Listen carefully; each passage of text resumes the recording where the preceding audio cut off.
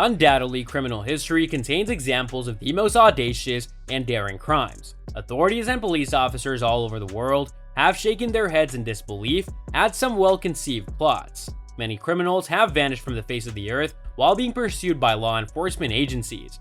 Frank Morris, John Anglin, and Clarence Anglin are notorious examples. On June 11, 1962, they successfully escaped from Alcatraz. However, there are some criminals who make us shake our heads, albeit not for the same reason. Hello everyone, and welcome to another video. Today, we'll be looking at the dumbest criminals who got caught on camera. Yeah, you heard it right. Showing off on Facebook. Andrew Hannells was apprehended after boasting on Facebook about his intentions to rob a supermarket. In a social media post that included a selfie and an image of a knife, Hannells boasted, "Doing Tesco over." Police apprehended him 15 minutes later with a stolen knife and 410 pounds in cash from a Kings Lynn, Norfolk Tesco. Dude posts whereabouts on Snapchat. However, if you believe that criminals prefer Facebook, you are sadly mistaken. Christopher Wallace, a thief from Maine, is such an avid Snapchat user that he decided to reveal his hiding spot on the app. Wallace posted on Snapchat that he had returned to his Fairfield residence after stealing a propane cook stove and a cast iron wood stove from a Pierce Pond Township camp. The fugitive was apprehended by law enforcement upon receipt of information from informants. Orange juice got him caught. In 2013, an anonymous criminal in Portland, Oregon committed the perfect or nearly perfect theft. He became thirsty after searching every inch of the home that he had stolen into, opening every drawer and stealing anything of worth that he could find without leaving fingerprints. He retrieved a container of orange juice from the refrigerator and drank directly from it before discarding it in the sink. The container was transferred directly to the DNA testing section of the Oregon State Crime Lab, where forensic specialists identified a match and apprehended a thief. An innocent game on Father's Day.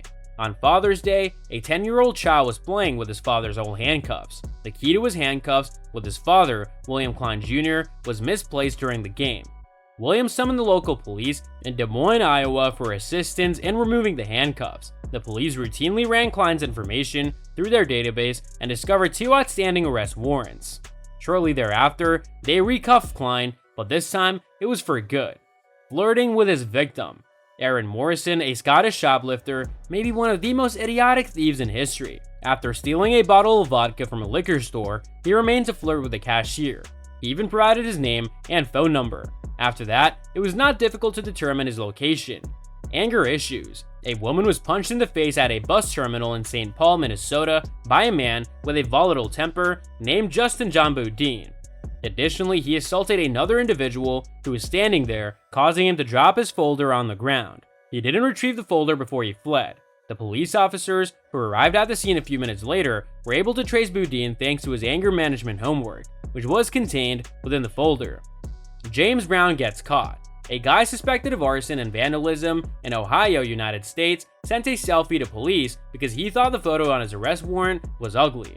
Donald Chip Pugh sent a photo of himself to the police with the message, "Here is a better shot, that one is awful." He also stated on a local radio station, "Man, they really wronged me. They published a photograph that made me appear to be a Thundercat, or James Brown on the run. I am unable to accomplish that." The other half of the payslip. Unique is the concept of stealing a bank without uttering a single word. A man in his 40s entered a bank and handed the teller a frightening letter that read, "Be quick, be quiet. Give me your money or I will shoot." The bank teller complied and handed him $400, but the burglar neglected a crucial detail. His note was written on a portion of his payslip. Outside the bank, detectives discovered the other half of the pay stub replete with the bank robber's name and address. Probably you can imagine what happened next. Stealing the wrong bag. When he reached into the window of a parked automobile and stole a bag, one robber grabbed more than he could handle. The bag belonged to Brad McDonald, a professional snake catcher. Can you guess what the bag contained? Yes, McDonald had just collected a deadly poisonous snake from an underground car park in Sydney. According to rumors, the robber voluntarily surrendered to the police in an effort to escape the snake. Shoulda, coulda, woulda. Dennis Newton was on trial in 1985 for robbing a convenience shop. While asserting his innocence and defending himself, he became irate with the store manager who recognized him as the thief. Unable to restrain his anger, he leaped to his feet and yelled, "I should have blasted your effing head off." Following that, he attempted to clarify himself by stating, "Well, if I'd been there."